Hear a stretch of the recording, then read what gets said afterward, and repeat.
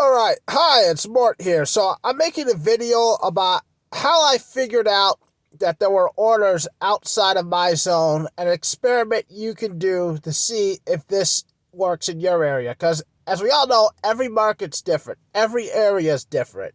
All the factors that go into this is different. So we're going to start where I was a couple years ago. It's a restaurant or a group of restaurants. Ideally, a group of restaurants with a high subtotal. So, and this is key because subtotal is important because we need to have the subtotal above 100 before DoorDash starts suggesting a 15% tip. Now, and otherwise, if it's less, they suggest a lower tip and it may not be worth your time. So, assuming that, I was waiting for orders, usually around the restaurant, and when I got them, I would go, sometimes would be going outside the zone. And I'm drawing these.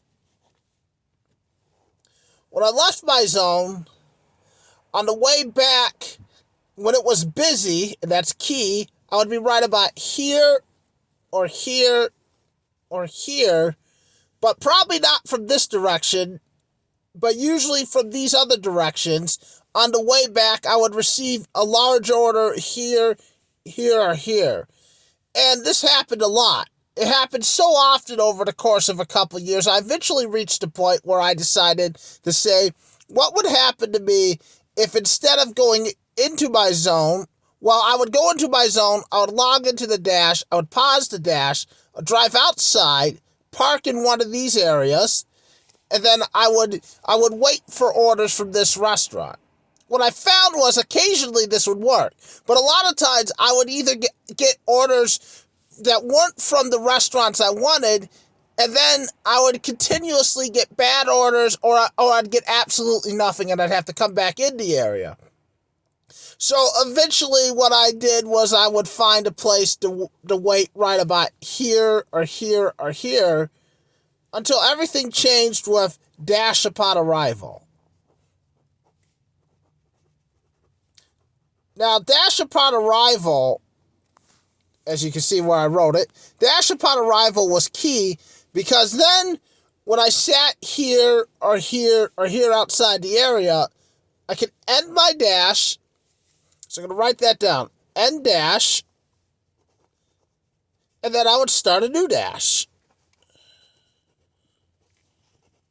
And not the greatest handwriting here, but I felt like this was the best way to bring this about. So, end dash, start new dash. And like I said, not the greatest handwriting here. That does say start. It's pathetic. Yes, I know. So I would start a new dash. And this goes back to previous videos about there being a queue, where sometimes the best order I would see would be the very first order they sent me on a dash, or the very first order after completing an order. Almost like it wasn't a reward for taking an order really far outside of the area. So now what I do is I sit in these spots, and if I don't like the first couple of orders, I end my dash, then I wait a couple minutes and I start a new dash, hoping sometimes I'll see those again, and then I'll do it over again until I reach the point I'm at where I am right now. I'm waiting for an order, nothing's come up in a while, and I'm just going to sit here and wait. And that is a drawback to this, is that there's a lot of downtime. That's why you have to have high orders, because you have to make up for the downtime. Instead of doing 3 or 4 orders an hour, you're ideally going to do 2 or maybe even 1 every 40 minutes. So you have to make up for that lost time in extra pay on the tip amount. Now, that's just one drawback. The next drawback is every market's different. So what I suggest is wait here and take an order out. Now, it may not be the biggest order, but I do suggest you take one that's cost effective. And when you finish it, I want you to drive back in the most efficient way possible. And then when you reach a certain point, now it might be here outside the zone, or it might be just inside the zone. When you reach a point where you get an order, the first order you get where it's just barely in the zone or outside the zone, make a note of the time and date. Now, next thing you're going to do is you're going to go back here to the restaurant or wherever, and you're going to wait for another zone order going outside of the zone. It could go in one of the other directions. And then what you're going to do is you're going to keep going out of your zone and then driving back, and you're going to be seeing where you get orders. Are you going to get orders here? Are you going to get them here or here? It might be here, might be here, might be here. You might go this way, and it might come here. But you're going to keep doing this over and over again, and you're just going to keep driving back to the restaurant and keeping track of where you first got the order. Now, this isn't the only thing you have to keep track of. This is just the first thing. And you have to even see if this is going to happen, because there's no guarantee this is going to happen. Because if you're getting the order right here, you might as well not have left. But now, if you are noticing you're getting the orders here, here, and here, what type of orders are you getting? Are you getting orders that say hot bag is required at this restaurant? That's literally a message that means the order is above $150 subtotal. Are you getting large orders from very expensive restaurants? Are you getting just massive catering style orders? And this is another caveat. You might have to have the large order program for this to work, or be in the drive catering program, but most likely at least the large catering program. Do you normally see orders that make you take a picture of your catering bag?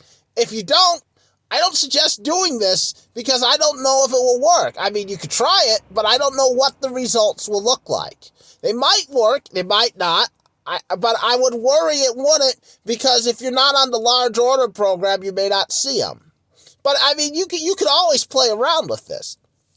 Now, ideally, if it works for you, you will find a point that's either on the edge of the area, because that's where I think it will be for most people. It'll be on the very border of the area, or just outside of the area, where they'll consistently send you an order from your target restaurants of high subtotals. Then it's up to you to figure out if it's worth delivering that order.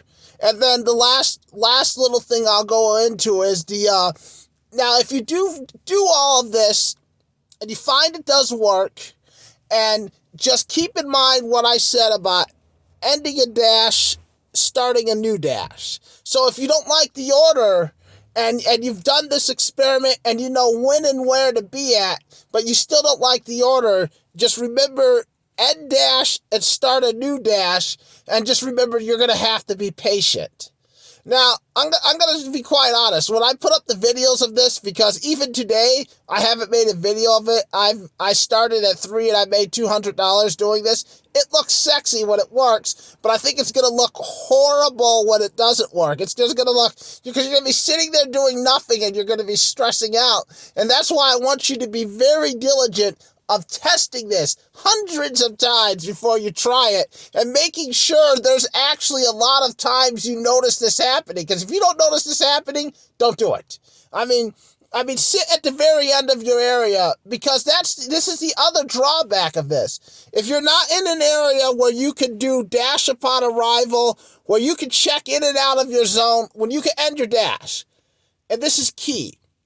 If you can't end your dash whenever you want to, from say 4 to 9 p.m. or from 11 to 1, if you can't start a new dash, then it's going to be a lot harder to do this experiment, because after those first few orders, I'm pretty sure they'll either bombard you with offers you would have gotten right here, or there will be nothing. And you'll have to drive back in, and then you'll have to forget about doing this. So there's a lot of drawbacks to this strategy. And I frankly don't know how many markets it would work in. I suspect it would work in several markets, but the only way anyone's ever going to find out is by running this experiment. And just to sum up, the experiment is taking an order by sitting around the group of restaurants or the restaurant with the high subtotal, taking an order way out of the zone, driving back, and keeping track of the places on your drive back when you first see an order. Now, if you start seeing really big orders doing this, then I would suggest to experiment more. And keep in mind, you're probably going to need at least 50 to 100 examples of this for each day for various hours and times before you could be assured that you could take the risk of just sitting outside your zone of doing nothing for 20 minutes and then having your phone light up with a big order. Otherwise, you will be wasting your time. Anyways, that's just my video today. If you want to experiment on this, good luck. Honestly, what I would tell anybody is just keep track of your orders with the videos I have where you track information and look for patterns. It's not as sexy, but I think it has better results. I think you'll find patterns quicker, and you'll be more aware of what you're doing out there and your performance. You'll be able to improve your performance a lot better than going on this wild goose chase. Of course, if you do find gold on a wild goose chase, you're going to love it, but I'm strong warning, I suspect that many of you will not be able to, just because it just won't be in your market, or just be so limited it won't be worth your time. Anyways, that's my video for today. Good luck if you attempt this. I hope you succeed.